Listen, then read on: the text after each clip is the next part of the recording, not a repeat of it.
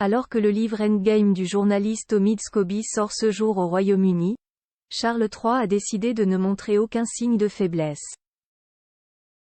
Malgré des révélations déjà faites dans la presse, le souverain a affiché un air serein alors qu'il recevait la première ministre des Samoa au palais de Buckingham, lundi 27 novembre.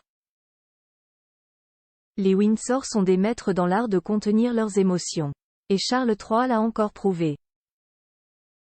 Lundi 27 novembre, à la veille de la sortie du très anticipé Endgame d'Omid Scobie et malgré des extraits qui ont déjà fait exploser plusieurs bombes dans la presse, le souverain n'a pas sourcillé.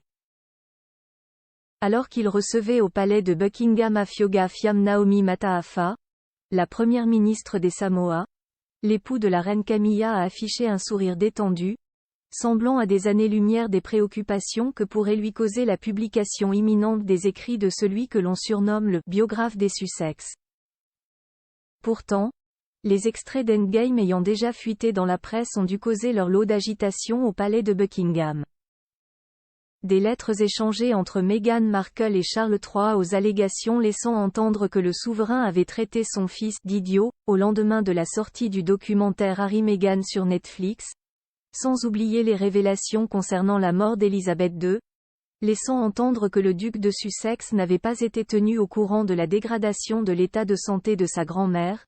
Ce nouvel opus des écrits d'Omid Scobie promet déjà du très croustillant. Plus grand que photo.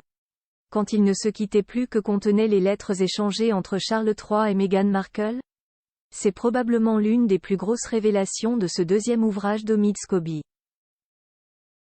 Dans Endgame, le Britannique rapporte que des lettres ont été échangées entre Meghan Markle et Charles III au lendemain de la fameuse interview donnée à Oprah Winfrey, dans laquelle la duchesse de Sussex avait fait état des propos racistes entendus au sein du Royal Household.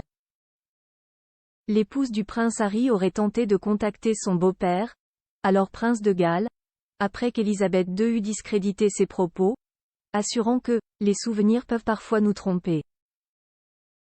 Lors de ces échanges, l'ancienne actrice aurait même révélé l'identité des deux personnes ayant exprimé de l'inquiétude quant à la couleur de peau du prince Archie, dont Meghan Markle était enceinte en 2019. Une information qu'Omid Scobie n'a pas partagée dans son nouvel ouvrage, de peur de s'exposer à des poursuites judiciaires.